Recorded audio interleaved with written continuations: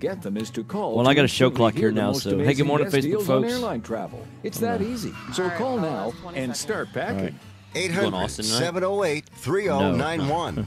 800-708-3091. I got invited to 800-708-3091.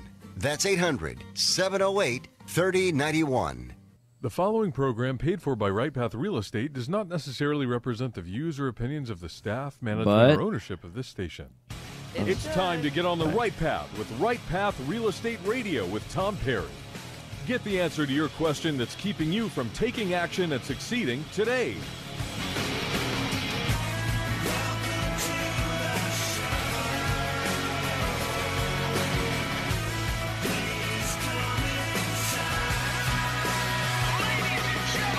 Get ready. The guy that will put your fears behind you is on the air now. Taking calls at 713-785-1817. Toll free 877-881-0271. Now here's your host, Tom.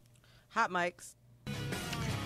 Hey, welcome to the show. Right Path Real Estate Radio, 713-785-1817. Joined live in the studio, Benchmark Insurance. Good morning. Welcome morning, to the Facebook. show. Yeah, how are you? I'm doing well. How are you? Doing very well. Awesome. So let's get right into it because I know we've got a lot of things to cover. So I know that I owned a general contracting company. So I started Fast Track. I think most people listen know my story. And so I spent, I think it was $22,000 a year on general liability insurance.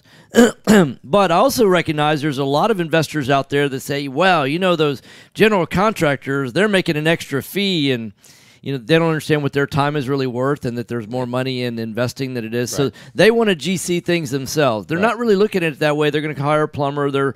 They don't really realize they're acting as a GC. Exactly. What's the from an insurance liability standpoint, what's the risk for somebody doing that? There is so much risk for a landlord acting as a general contractor, and they don't even know it. So you may have that property insured. You may have general liability coverage for, you know, any civilian who steps on a nail or slips and falls on premise. Now, if you have contractors that are working on the house, falls through a roof. I had a client who had a sub fall through a roof. Is that a big deal? That's a huge deal. Well, he didn't have contractor's liability. Right. And ended up suing for over $500,000. Oh, did not have coverage. He just thought, well, I have general liability. Yeah, sure. It's two separate things. Yeah. If general liability is very general. So why would that not cover? Why would general liability not cover you in that situation? Again, it's very, very general in that sense. It only covers for on-site liability for, you know, any outside pedestrians. But if you're hired on-site by the contractor, correct, legally you need to have contractor's liability. So that leaves you exposed. So if you are acting as a contractor, hired a roofer, hired an electrician. But what if somebody says, well, can't I just hire people to do stuff on my own house? You can hire people to do stuff on your own house. You need to make sure they're insured. Right. Now, if you're going the cheap way and saying, hey, let me get some uninsured guys. Hey, Jesus in a truck does not have... Jesus in a truck doesn't work. No. Not all the time, at least. Right. Because things can happen. I've seen people slip and fall off roofs. You know, plumbing issues that have happened and flooded out a house. If somebody slips and falls off the roof, isn't that the roofer's fault? You would think that that's the roofer's fault. Yeah. It's actually the owner of the house is liable. Wow. For those injuries. So I'm sure you've got stories. You've seen situations. People have filed claims, and it's cost them big money. Cost you big money. You know, and it depends on how much work you're doing. The way it's rated is all dependent upon the type of work and how much work you're doing a year. Right. You can exclude material. You can exclude everything else. Just how much do you pay for labor? I remember, you know, we were always above board with our insurance carrier about what we do. And part of what we did was we were in the roofing business. Yeah, and so you understand that's one of the reasons why our general liability was so expensive. Yeah, it's because there's are you a roofer? And most roofers, that's all they do. They're roofers, right? But we did roofs in addition to doing, so it was a percentage of our business, not all of our business. But still, they wanted to rate you as a roofing company because they always want to look at what's your highest risk, right? Exactly. And you know, roofing risk is a lot higher than painting risk. Painting, sheetrock, you know, roofing is the highest exposure for, you know, any other artisan contractors. So keep that in mind. Make sure that you have coverage in place if you are doing several projects at one time. Now, if you're piecemealing this thing, you're doing, okay, hey, I'm just doing some sheetrock, understandable. But if you're doing your MEPs, mechanical, electrical, plumbing, some roofing, you definitely want to have some contractor liability. It's going to run you about anywhere from $2,000 to $6,000 a year, depending on how many jobs you have going on. Right. Okay, so So that's not something like you would buy a landlord policy or vacant dwelling policy or a builder's risk policy. You're not buying that insurance for that particular job, for that particular address. It's really saying that, hey, you know what? Even though you're not technically a general contractor, people say, well, I don't have a general contractor's license, so I'm not a general contractor. Well, guess what? No one in Texas does either, right? Not required. Right. Yeah. In fact, it's not even is it not required. It's not even available. Exactly. If you wanted to go get licensed as a contractor, which I always wanted to, correct? Because I wanted some third party, testifying, if you will, that hey, this guy knows what he's doing, right? But the marketplace takes care of that. But there's no place to get it.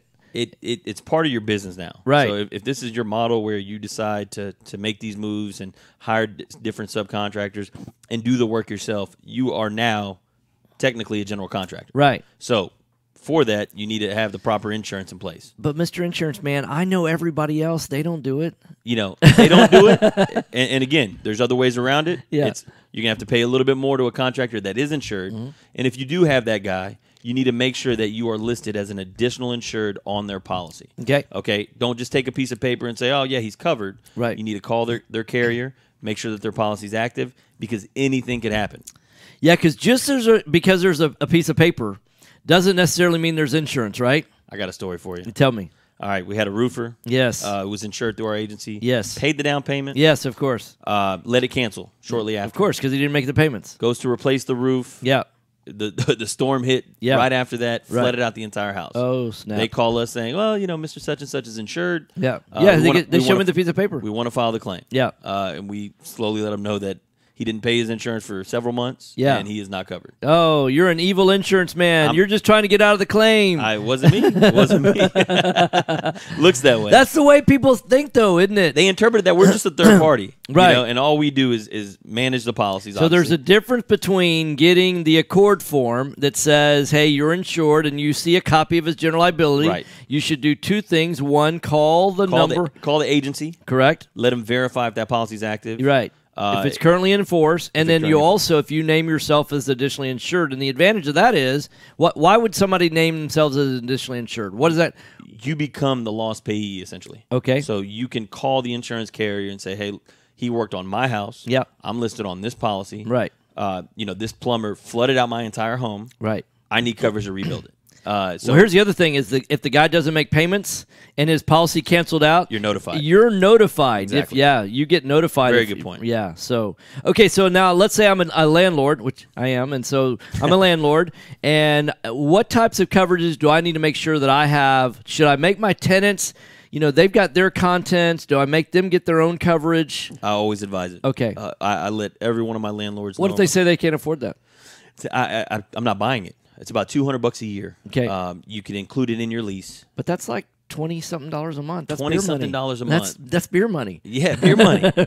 But right. These that's tenants, hookah money. These tenants have dogs. Right. There might be a dog bite situation. Yeah. You might have a swimming pool. Whatever huge liability risks that are on your premises. Yeah. You need to make sure that they have some coverage in place. I had a client whose tenants had a party. Right. A bunch of underage drinking. Uh-oh. She goes out, nearly kills a family. Oh, jeez. Exactly. It falls back. Well, she was drinking at this house. Who's reliable? Yeah, the owner of that house. Landlord. Yeah. You should know what's going on, right? You should know what's going on. Yeah.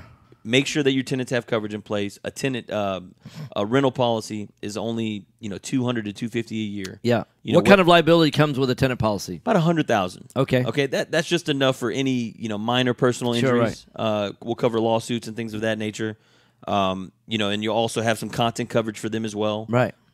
You just don't want those situations coming back to haunt you over $200. Right. Tie it into your closing costs. Tie it into the lease.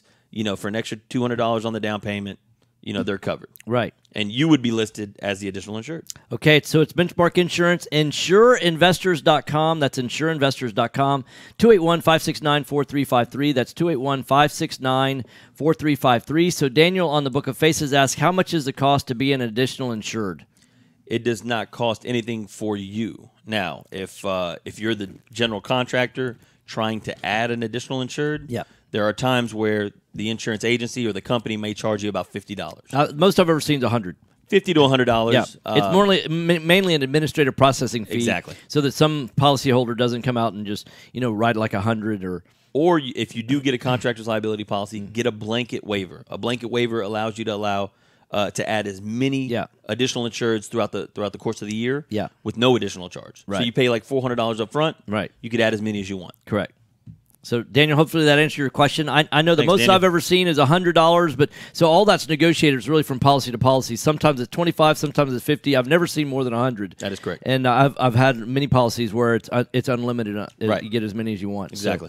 So, okay, so it's insureinvestors.com. That's insureinvestors.com, 281-569-4353. Give us a call. So, what other types of gotchas are there out there? We talked about if you're acting as a contractor, even though you don't call yourself a contractor because you're fixing your own properties. We talked about making your tenants get their own liability policy mainly, which that's going to go with contents, right? So correct. Every contents policy has at least $100,000 of liability, right? Yes, that's correct. Okay. Another gotcha would be just kind of knowing the business as well. If you are, let's say, doing a 1 to 2 or 3 week rehab, you still need a builder's risk policy. Yeah. If there is a claim. But I can get in and get out so quickly. You may think that. Now these companies are checking to see if there's leases in place. Yeah. They want to see a bill in the tenant's name. Yeah. Liability things. There's just so many. Insurance company knows. Yes. You're not going to get around on them. Yes. So make sure that you have all your ducks in a row and that you are covered. Okay. All right, so it's insureinvestors.com. That's insureinvestors.com, 281-569-4353.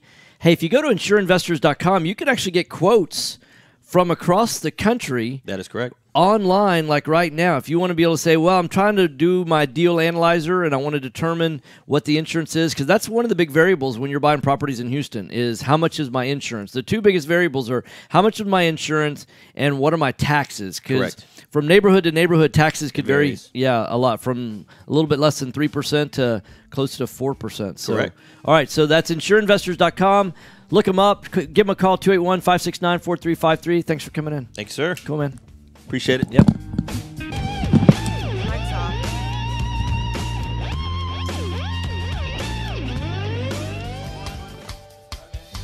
Time is money in a real estate deal.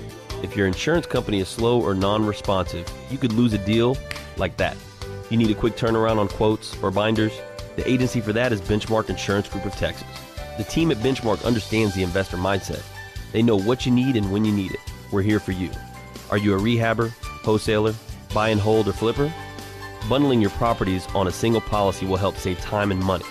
Benchmark has been in business for over 10 years, and we insure over 30,000 properties. Contact Benchmark about our exclusive investor package. Call us and let us show you what we can do for you at 281-569-4353. That's 281-569-4353. Or online at benchmarkbroker.com. That's benchmarkbroker.com.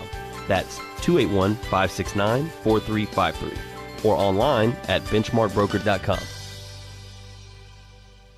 Are you looking for an investor-friendly general contractor for your investment property? Then call Fast Track Remodeling at 832-742-9992 or reach us on the web at fasttrackremodeling.com.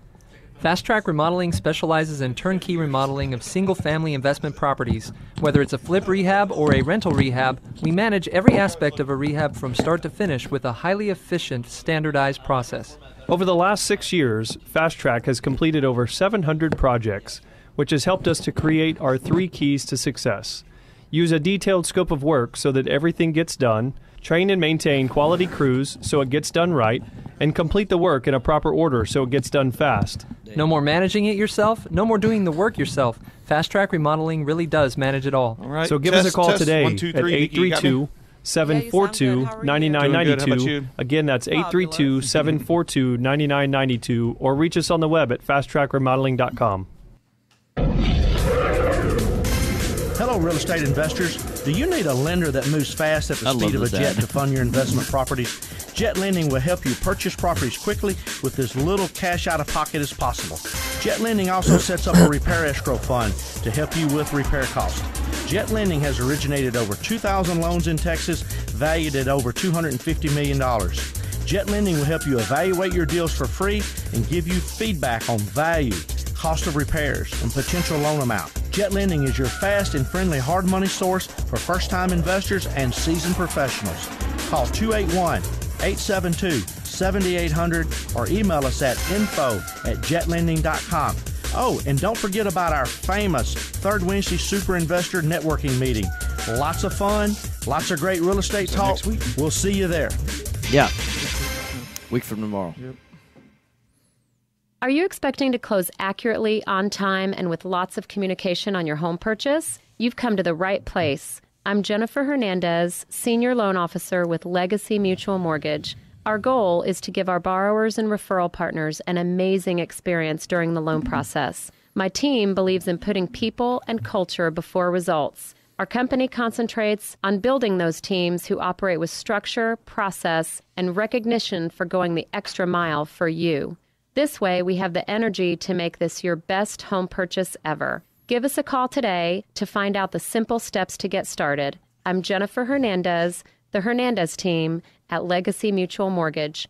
Jennifer.legacymutual.com or call 713-579-3611. Again, Jennifer.legacymutual.com. We can't wait to consult with you soon.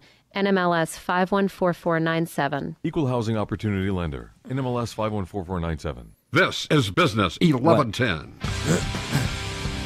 right, fellas, you ready? Ready. All right, here we go. Hot mics. Hey, welcome back. Right Path Real Estate Radio. We're a call-in show. If you want to call in, ask questions, 713-785-1817, 713-785-1817. So we did a quick change during the break. Brandon stepped into the hot seat. Foundation Check, welcome to the show. How are you? Hey, Tom. Good to be back. So looks like we got some warm weather this week and not much rainfall. So yeah, we did a bus tour this past weekend. It was for our Passive Investor Network. Sure. It was a buying property tour. We had 8 properties for sale. We were able to tour 4 of them. And I was just noticing how much the ground is cracking. I mean, it's just like and you realize, wow, even though it had rained the day before, sure, we're getting back into drought conditions, right? Yeah, I mean, that's just based on total rainfall, you know, and obviously it depends on what side of town you're on. South side usually has a little more rainfall. North side has a decent amount of rainfall. But yeah, I mean, we're trending in that drought direction unless we get some more rain in, and I don't see any in the future. So not anything of significance, but and that's going to cause a lot of foundations to move, and that's why we're here. So a lot of these investors that were on this bus tour, they're relatively new, and they would notice some cracking. Like I know there was this one house, big double door, and above the door is this big arch. People on video, they're watching me do this, but they had this big arch, and then a crack going up the arch is like, oh my gosh, that's a foundation issue. And I'm like, no. That's the fact that the way they did that arch, there wasn't really a cornerstone put in properly, right? So that the arch wasn't done well, and all that weight's pushing down, and it's starting to sag a little bit, which is causing cracking. Sure. But that's different than so settlement cracks, that doesn't necessarily indicate a foundation. So if you were to teach a layperson, what are some signs to say, yeah, that's foundation movement versus this is settling? Yeah, absolutely. Just as a general, concept, you'll see a lot of just visual cracking around doors, windows, and corners mainly. Now, why is that? Well, that is where the slab is most exposed due to distress. So if you have any weight or any movement at all, and realize that our slabs are designed to move, and people, that's the hardest thing for them to kind of overcome when they first start investing. When that person saw that crack and that is that's probably a brick and mortar crack, correct, more than anything. And of course we don't have the data to say if it's performing or not, but more than likely we see that type of crack a lot, and that causes a lot of people concern. But the majority of the time, as long as it's not heavily throughout the house and heavily at the corners, heavily at the windows, then normally you're okay. One of the rules and measures I like to do is just the pinky test. So if you've got a crack in your brick and you can stick your pinky in it, well, then you're probably got some major distress going on. If you've got less than a pinky through the crack, then you're probably okay, depending how the rest of the house is performing. Obviously, floor cracks are a little more significant because that is the actual foundation moving than a brick veneer crack. So that's a cosmetic visual aspect more than the actual foundation. What if I'm seeing the brick cracked and I look all the way down and I'm looking at the slab and there's no crack there? once again, we measure the whole property Right. on the scale of the house. So that's corner to corner, length times width. There's a lot of variables that go into that. Now, Right. if you don't have a major crack at that point, as a general rule of thumb, that's probably going to be okay. Yeah. So now in there was one particular house that we had, and an inspector had gone out and inspected the house right before, and they found that in the front right of the house. Now keep in mind this is a really big, like 3,500 square foot house, something like that, right? So front right of the house was down 1.5 inches. Okay. Back left of the house up 2.5 inches, and they're like, "Oh my gosh, that's 4 inches from from low to high." And I'm like, "Yeah, that's over that much of a span, though. I mean, that's a really big." So would you be worried about something like that? Yeah, well, I mean, for us, for our package on our reporting, we got to put it on the software package. Right.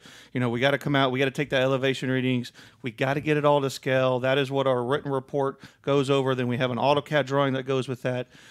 If it is a general slope, if it doesn't have the big deflections, and deflections we often talk about is where the peaks and valleys are. As long as it's a general grade throughout the slab in a 3,500 square foot house, then it's very possible that it's going to be okay. It's going to be within. When you say okay, it's within building tolerance. That is correct. So because we also showed another house, and they said, well, somebody was walking through and said, well, it feels like it's a little bit lower over here than it is, in the other part of the house, and I'm like, yeah, but it's within building tolerance to me. Yeah, absolutely. Now, if you have that same, let's say you're in that same bedroom that you were, and you were at negative, 1.2. Yeah. And you go to the other side of the bedroom, and then you're at 2 inches down. Yeah. Then you probably have a problem. Of course, right. So because that is a shorter run right. on the tolerance scale, and that's probably going to show heavy signs of deflection and movement. So right. that's probably going to that's the direct opposite, and probably going to need some peer work in order to bring it up to tolerance. So what's different about the way that y'all do your evaluations versus if I call out and get a free evaluation from a foundation company? Yeah, absolutely. So when you hire us, you're our client. And our goal is to give you the best analysis available, truly independent, unbiased. We don't actually do any of the repair work at all. So basically, we're going to be kind of your eyes and ears when it comes to foundation repair. So we'll come out, we'll look at any types of distress phenomena that is going on at the foundation. We often talk about here on the show drainage, erosion, trees is going to be huge for the summer months that are coming. Anything that is potentially causing moisture to move one way or the other, move away from the slab or move from the slab, okay? And that's really where our soil start to expand or contract, depending what's going on. So I know that trees cause moisture to move away. What causes moisture to move towards a slab? Yeah, drainage. We looked at last week happened to be a good week in our reports. We had lots of good positive reports last week. We did an owner-occupied deal on Friday and a little bit newer construction home. And just an owner-occupied was, hey, I've been in the home 6-7 years now, and it was a new construction when I bought it, and I'm just want to check everything. And sure enough, her numbers came out really good. But along one side of the house, she's a gardener, and really she had some beautiful flower beds, and those beds were beautiful, and had a bunch of sprinklers there. And sure enough, I said, hey, we've got a little deflection downward. Right. Here's the data that shows, hey, you're only down about a ½ inch, and then you are down 0.8 of an inch here, and here's why. Yeah. And it's nothing serious for you to do anything right now. Right. But you need to take a look at this because this flower bed is containing a lot of moisture, and it sits right next to your foundation. And the data is telling us that there is where the soil could be losing its integrity from a structural standpoint and going down. So because of the moisture, then that's causing the soil not to be as compact. It's causing it to be looser, and which is causing the foundation. Because a lot of times people think, well, if there's more water, then the ground swells, but that's not that it heaves. That's not actually what's going on. It was actually causing the soil to lose structural integrity. Yeah, and that was just along the side of the house on that particular one. Sure. Moisture can do two things. It can cause the heave, and traditionally that occurs when you have a lot of moisture. It could be a broken sewer pipe. Sure. It could be heavy erosion where the drainage is always against the house, and that causes that soil to really fatten up Right. or expand. For this particular lady, it was just something that she needs to kind of. She's like, man, I never even thought about it. Oh, okay, great. Just I'll put that on my watch list and get with my garden guy to. Yeah. So note to self: no gardens right up against the house, right? Yeah. So I mean, and you can as long as you have the drainage. Yeah. As long as that water can get approximately 5 feet away from the house on the drainage. Yeah. And make sure that the water pattern is not just too heavy. So what percentage of landscapers do you think know how to do that properly? Well, I mean, it's very few, I assure you. I mean, you know how it is. A lot of these guys come out there with the mulch and they go above the brick line. Right. And that's the thing I see the more that invites termites, right? So yeah, that's a bigger issue. And that's a whole different thing than foundations. But yeah, I mean, it's foundations don't move just because they Correct. move for reasons, and with our analysis and our reports, hopefully we'll give you some insight on why that is occurring. If you're a house flipper and you just want to be able to get in the home and say, hey, does this thing pass or not, yes or no, and does it need work, we can do that for you. Right. Or if you're a landlord and you want to say, hey, Brandon, I want to own this house for 15 years until it's paid off, what do I need to look for? You know, and a lot of people need to make sure, especially on the landlord side, that if you're going to rehab the property, you really got to make sure to take into account those trees. Go ahead and pull out all those flower beds. Make sure that you're doing the correction in the rehab part to maintain your foundation. I see a lot of landlords that come in and they go, "Hey, Brendan, I passed my slab. Okay, good." And then they start working on tile, granite, cabinets, and boom. And then and then 5 years later, they call me back and say, "Hey, my foundation's moved now. Why did it happen?" You know, so preventative maintenance, just having common knowledge, and just having the property managers check it. I mean, we recommend. I have a rental property too, just like you, and I mean, getting eyes on rental property once a quarter is probably a decent deal. Yeah. So do you check yours once a quarter? I try to. Yeah. I try. I'll be honest. Does it happen? You know it happens. Yeah. There's what we design, and then there's the reality, right? Sure. Yeah. I mean, checking that AC filter is huge. Yeah. Right. I mean, so. Right. But yeah, so that's a little bit about us, and we're here to help. So I want to give your contact information out. So it's foundationcheck.com. That's foundationcheck.com. 346-702-3825. 346-702-3825. How long does it take from the time I call 346-702-3825 until the time that you can come out, and then I get a report? Yeah. Right now we're running about 24, 48 hours for us to come out. Once we have a caller? Yeah, Jim from Houston. Okay. Let's go straight to the phone line. No problem. Yeah. Hey, Jim, welcome to the show.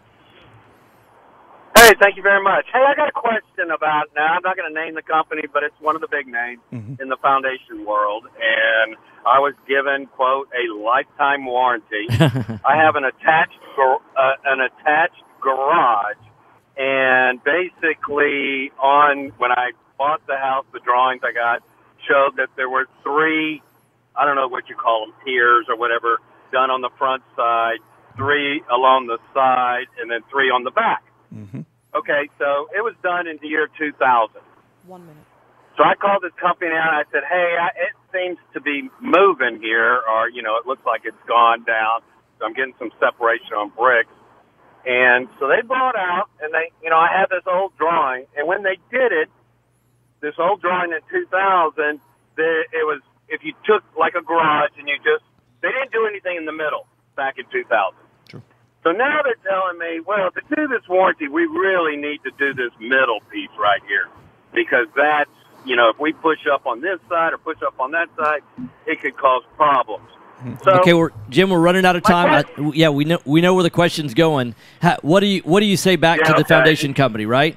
So let Brandon answer that question. Sure. Yeah, because we're coming into a break. Yeah, unfortunately, Jim, probably. I'm sorry. Go ahead. Yeah, Jim, probably the number one issue with that is that warranty, they're going into the warranty and they're going to say, hey, you did not do preventative maintenance. At some point that warranty was probably you didn't live up to your part, and so here's what we need to do. We need to come back in and reinstall more piers. Now, what I would say is that garages get a little complicated because we have to make sure we have the right pitch out of them. Right. So back to front, if water heater explodes, whatever, water's got to come out of the garage. That is what I would highly recommend, and make sure those numbers in the garage, as long as you have the right slope, right pitch out of the garage, you'll be okay. Yeah. So. Okay. All right. Thanks, Jim. All right. Thanks a lot. Okay. Hey, you're listening to Right Path Real Estate Radio. Got to go to the break. It's FoundationCheck.com, 346-702-3825. Mic's off, guys.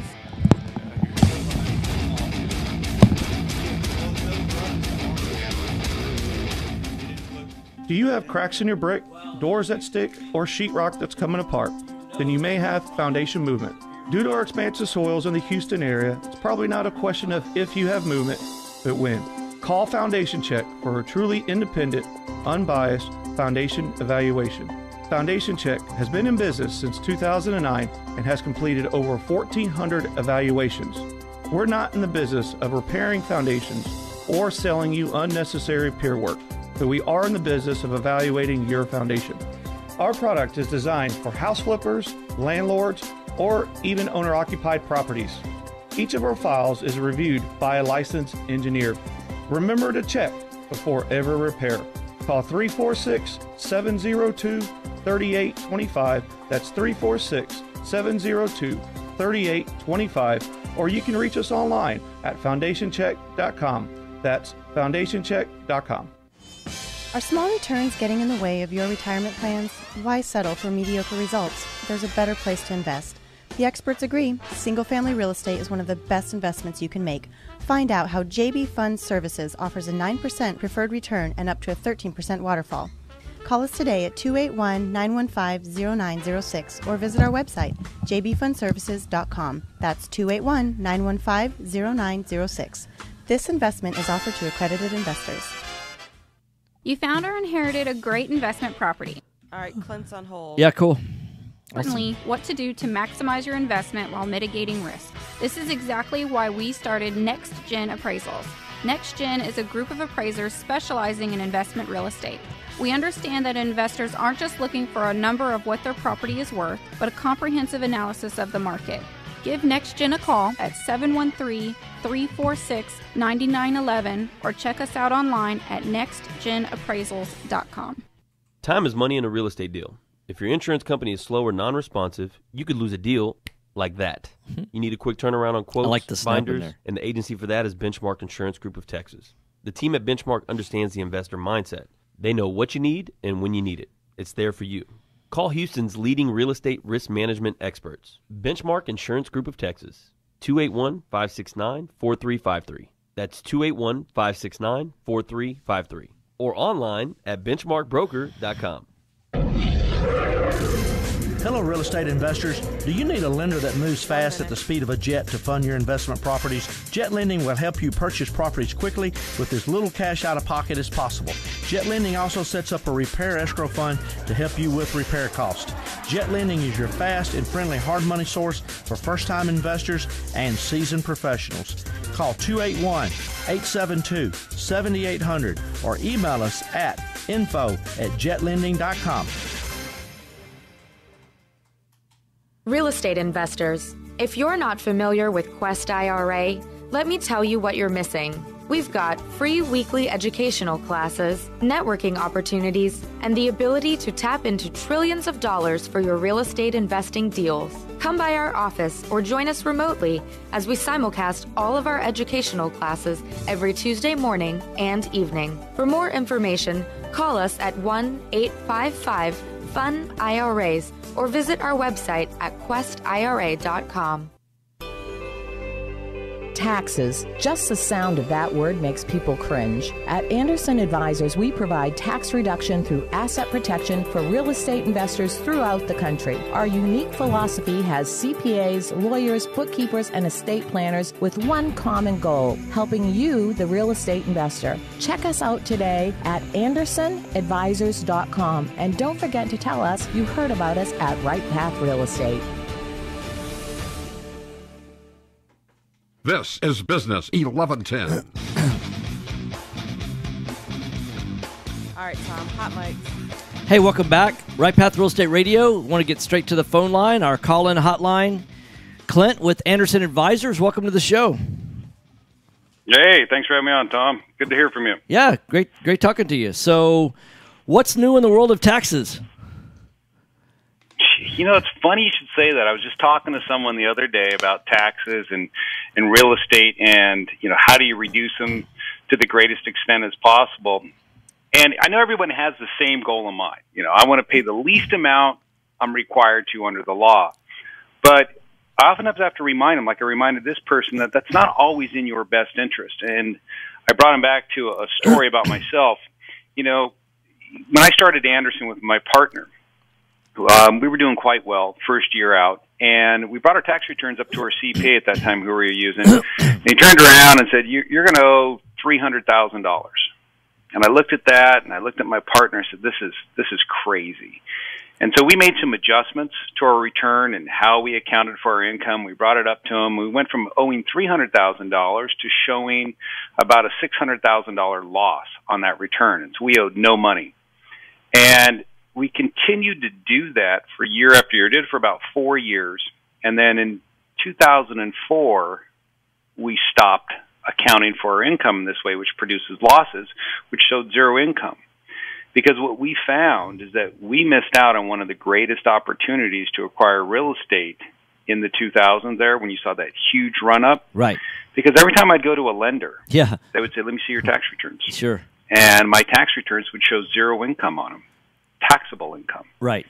And the lender would turn around and say, "I'm not going to loan you any money. You're not making any money from your investing."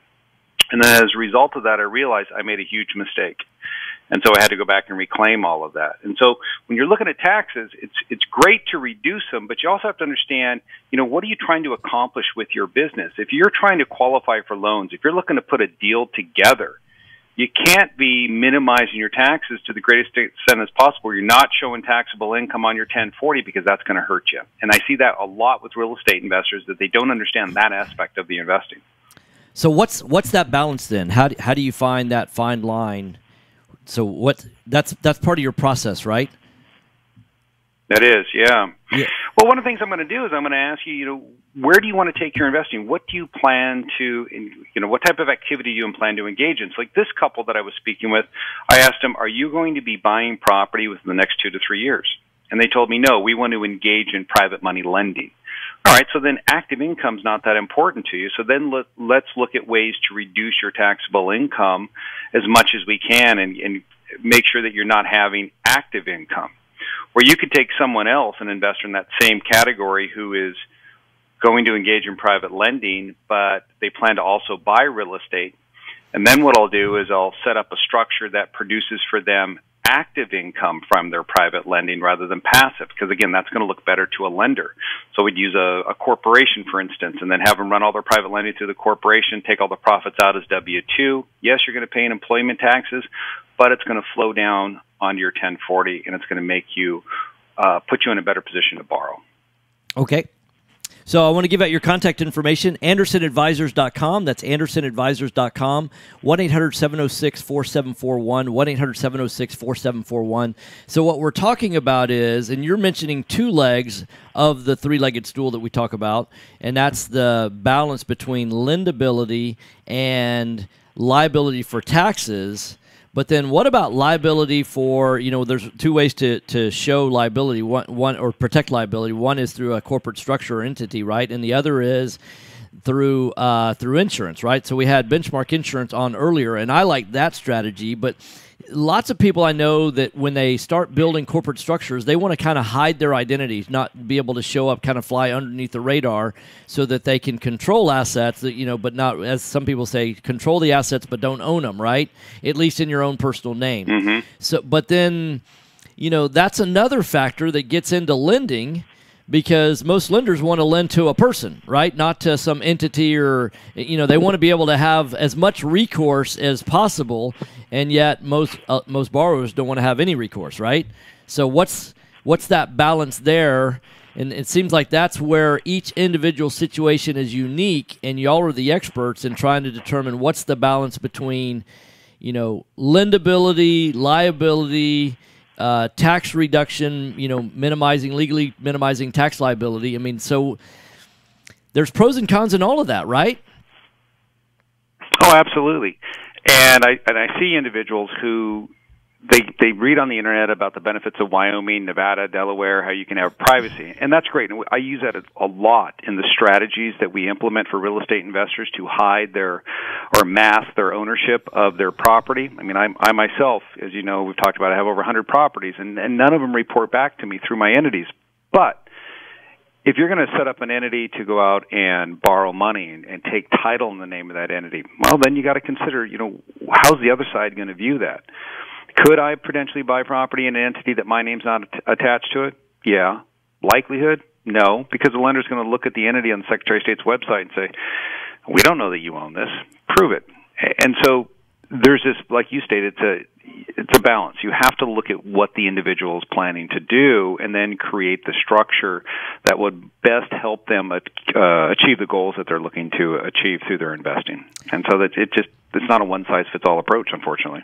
Yeah, it seems like that brand new investors, when they're first getting started, in what I call like the acquisition mode, right? They're trying to acquire as many properties as possible.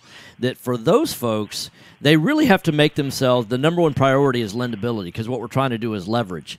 And one of the things that we teach in our class is, hey, if you own a $300,000 house free and clear and you calculate, the rent that you're earning on that and the appreciation that you're earning on that, you're getting appreciation on a $300,000 asset. Well, let's say that's 7%. Well, you're getting 7% on $300,000. Well, that's not all that exciting. But when you start leveraging properties, you buy a $150,000 house and you only borrow $120 and you only have $30,000 in it. Now you're getting 7% on the $150, but you only have $30,000 in it. Now you've got a leveraged appreciation. So leverage is really, really important in terms of growing wealth and income in real estate. But that's not the number one goal for every single person. And that's one of the things that we talk about is that our practical real estate investing courses are not cookie-cutter approach. Just like if you were looking for legal and business and accounting advice, there's no way possible you could have a cookie-cutter approach. What I like about the concept of Anderson is that you've got legal and accounting all under one roof, where you should be pulling in the same direction in terms of, the attorney's telling you, hey, this is what you do for liability and all these things. And then the accounting side is saying, yeah, we're pulling that same direction as well, right? We're balancing all of that. It seems like there's no one best answer to cover, liability, taxes, and bankability, because the more you go towards one, the less you're going to have in another area, right?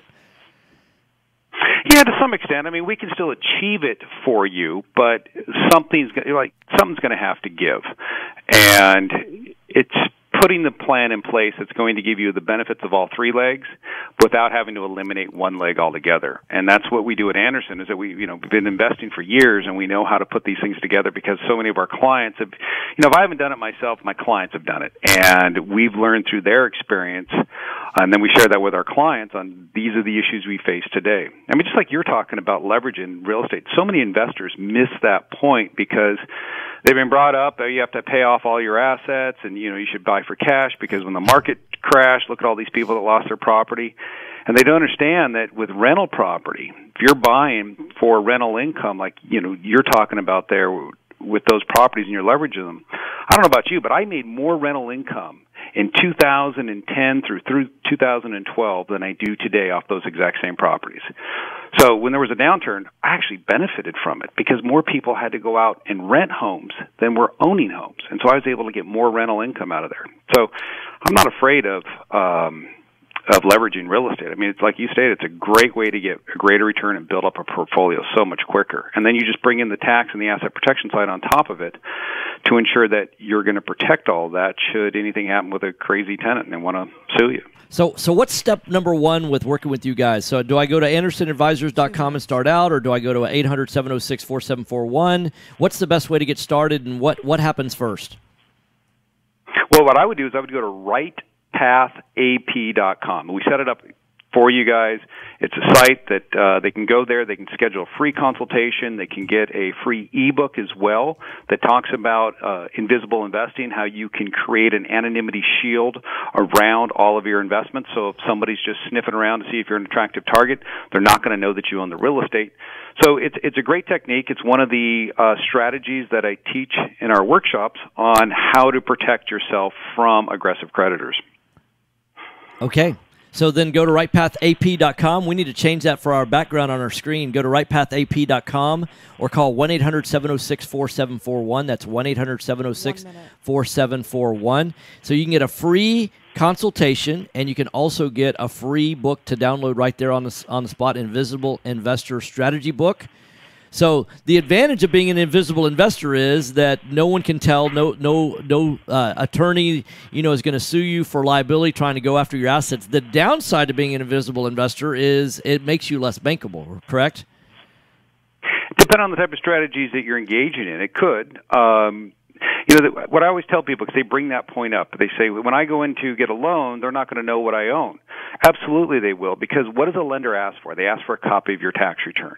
So if you have 30 rental properties, the way you structure it, they'll still show up on your 1040. So the lender sees that you have the properties because they're right there on your 1040. But the aggressive creditor attorney, when they're looking around, they're not going to see them because they don't see a copy of your tax return. The only thing they can see is what's on the public record, and your name's not associated with the property. So just as I stated, you can actually accomplish both. You can when you do it the right way. Got it. Okay, so you've been listening to Right Path Real Estate Radio. I've been joined live via the call-in hotline with Clint with Anderson Consulting. Go to rightpathap.com. That's rightpathap.com, or give them a call at 1-800-706-4741. Clint, thanks for being on the show. Yeah, it's always a good time. Thank you. Thanks, man.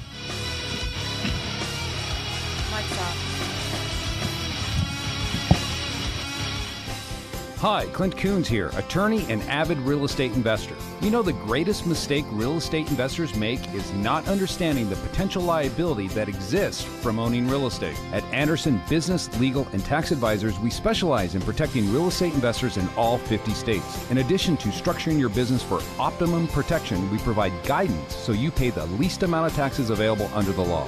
We have 150 employees that range from lawyers to CPAs to estate planners and much more. Download our free ebook, The Invisible Investor Strategy, today at AndersonAdvisors.com or call for a free risk reduction analysis and financial blueprint at 800-706-4741. Anderson Business Advisors will help you keep more of what you earn. Call us today at 800-706-4741 and mention Right Path Real Estate.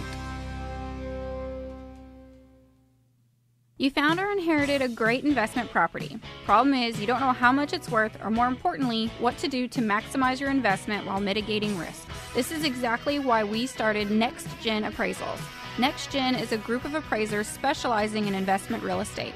We understand that investors aren't just looking for a number of what their property is worth, but a comprehensive analysis of the market. Give NextGen a call at 713-346-9911 or check us out online at nextgenappraisals.com. Are you a realtor or seller that is concerned about the new TRID rules and closing on time?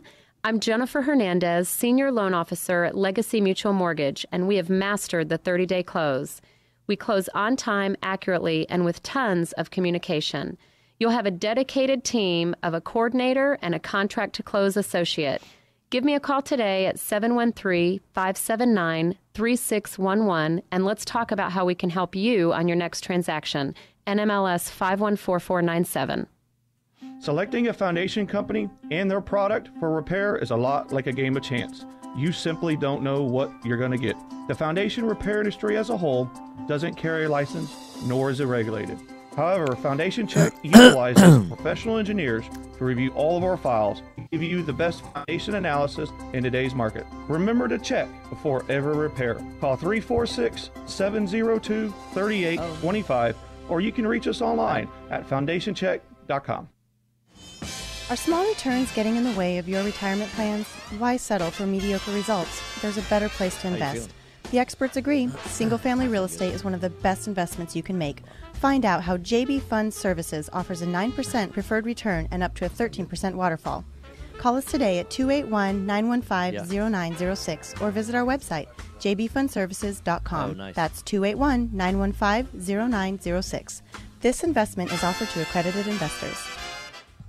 Did you know that there are over $24 trillion in retirement accounts in the U.S.? Imagine if you could use someone's IRA to fund all of your deals. Well, you can. Quest IRA is based locally here in Houston, Texas. At Quest IRA, we offer retirement accounts that can be used to invest in real estate, promissory notes, private entities, and much more. Many of our clients loan money from their IRAs to fund real estate deals all over the country. We don't sell any investments or give advice. However, we do hold free networking events, weekly educational classes, and free consultations with an IRA specialist. For more information, visit our website at questira.com or call us at 1-855-FUN-IRAs. To tap into the $24 trillion in retirement accounts in the U.S., call Quest IRA at 1-855-FUN-IRAs or go to our website, questira.com. This is Business 1110. All right, here we go. Hot mic. Hey, welcome back. Right Path Real Estate Radio, 713-785-1817. We've got an upcoming event. The next event that we're going to be at, I know that Jason's doing an event down in Sugar Land on Thursday, but don't plan on being there because it's already filled up. That's what's happening nowadays, guys. There's so many people that are wanting to learn how do you get the practical advice that people are looking for? How do you learn to run real estate as a business, whether you're wanting to do it as an enterprise where you're really running it like a business so that you're learning how to consistently and duplicatably. I spoke to two guys yesterday that were at the landlord workshop that I was at, and you know, they're flipping houses right now. They've been doing it, but they're not running it like a business. So what happens is that they're churning their wheels. They're doing a whole lot of activity. They get to the end of the year and they go, where'd all our money go?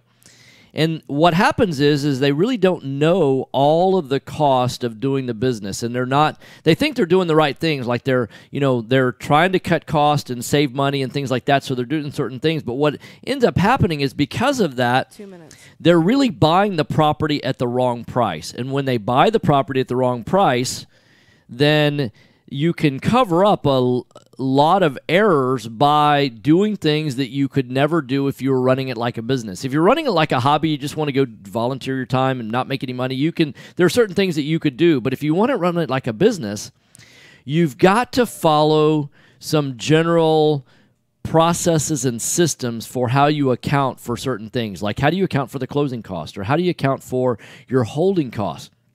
So one of the things that we teach, for example, is there's a cost of money even if you're using your own money. And people are like, well, your money's just sitting there not doing anything, and if you use your money, why does that cost you anything? You need to learn the right answer to that question. Easiest and best way to do that, you need to go to rightpathrealestate.com and register to come to our weekend retreat. It's the 18th, 19th, and 20th of May. It's going to take place in the Ground Plaza in the Galleria, but you have to register to attend. It's probably the best value on the planet for 3 days worth of training from Jason and I. We'll both be there for full 3 days for $197. I don't know that you can beat that. So go to rightpathrealestate.com. That's rightpathrealestate.com. Register for the event. And Jason and I will both be in the studio tomorrow. And so thanks for listening, guys. You've been listening to Right Path Real Estate Radio for practical real estate investing. All right, Tom, have a good one.